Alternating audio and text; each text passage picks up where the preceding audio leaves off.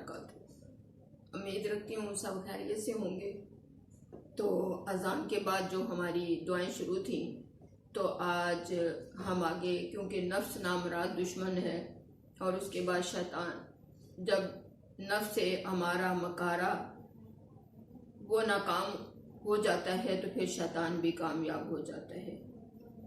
तो इसके लिए मैं सुन्नत के मुताबिक आपके सामने दो हदीस पाक के हवाले से दो पहलू पेश करती हूँ। अल्लाह ताला आपको मुझे अमल की तौफीक अता फरमाए।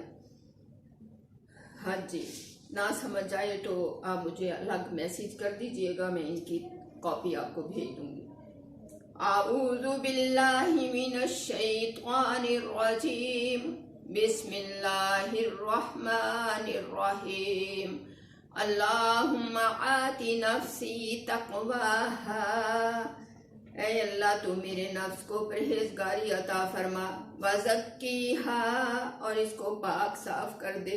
अंत खैरु मन ज़क्काहा, और तू ही इसको पाक करने वाला है, अच्छा करने वाला है। अंत वलियुहा व मौलाहा, ऐ मेरे अल्लाह तू ही इसका मरब्बी व मौला है।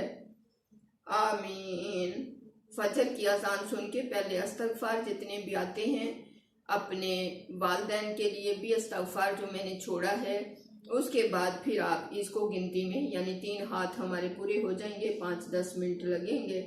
फिर उसके बाद नफ्स के असला के लिए एक दूसरी के नफ्स अमारा, नफ्स मकारा को कैसे मुतमइना बनाने के लिए अल्लाह का दरवाज़ा खटकाएं। जितनी दिल की आरज़ू, दिल की तरफ से खटकाएंगे, उतना ही जल्द इसकी जो है इसका इलाज हम करवा पाएंगे। हज़रत अबू उमामा रज़ियल्लाहु ताला अन्हु से रवायत है कि नबी करीम सल्लल्लाहु अलैहि वसल्लम ने एक शख्स को दुआ बताई कि इसको ज़रूर पढ़ा करो, मांगा करो। तो सुन लीजिए, अल्लाहुम्मा इन्नी अस्अलुका नफ्सन मुतमइन्ना, ऐ अल्लाह मैं आपसे नफ्से मुतमइन्ना का सवाल करती हूँ। तो मिम बिलिकाइक, जो आपकी मुलाकात का यकीन रखता है।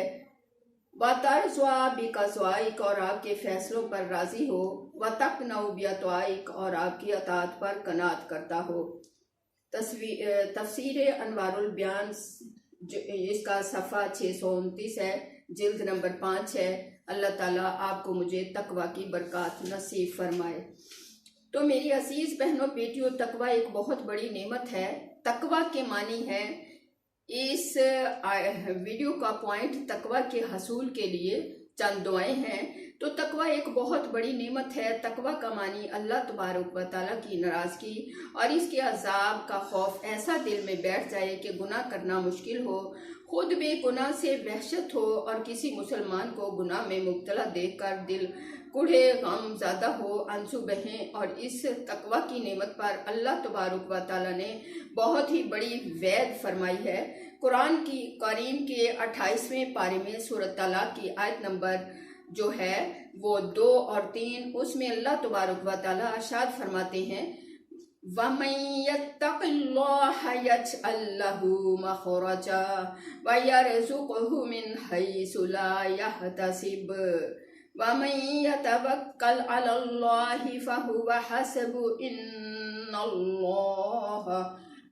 लिकुल्लि शैइन इन्नल्लाह बलिगु अमरिह क़द जअलल्लाहु लिकुल्लि शैइन क़दरा। तो अल्लाह फरमाते हैं, जो कोई अल्लाह से डरता है, अल्लाह इसके लिए कशादगी पैदा कर देता है और इसी ऐसी जगह से रिज़्क़ पहुंचाता है जिसका इसको गमान भी नहीं होता। तो मेरी अजीज बहनों बेटियों, अल्लाहि फहुवा हस्बु इन्नल्लाह वमन यतवक्कल अलल्लाहि फहुवा हस्बु इन्नल्लाह बालिगु अमरी। तो मेरी असीसा, अल्लाह ताला पे जो तवक्कल करता है बस उसके लिए अल्लाह काफ़ी हो जाता है और अल्लाह ताला अपना हुक्म पूरा करके रहेगा। क़द जअलल्लाहु लिकुल्लि शैइन क़दरा, बेशक अल्लाह ताला ने हर एक चीज़ के लिए एक अंदाज़ा ठहरा रखा है। तो मेरी असीज़ा, इंसान नेकी तो कर लेता है लेकिन शैतान गुनाह में मुब्तला रखने की कोशिश करता है। जरूरी नहीं शैतान खुद ब खुद आएगा, वो बचूंगड़ों के जरिए, इंसानों ही के जरिए जो अपने नफ्स को मजबूत नहीं कर पाते, उनके जरिए आके हम जैसों को वो गिराने की जो है चालें चलता है और उसमें कामयाब होने की कोशिश करता है। अक्सर ऐसा होता है कि वालिदैन के इंतकाल के बाद माल की तकसीम शैतान रोकता है, बहन भाइयों में माल की तकसीम मत करो। अब नेकियां तो हो गई, लेकिन अल्लाह तबारक व तआला के इतने बड़े हुक्म से शैतान ने रखवा दिया।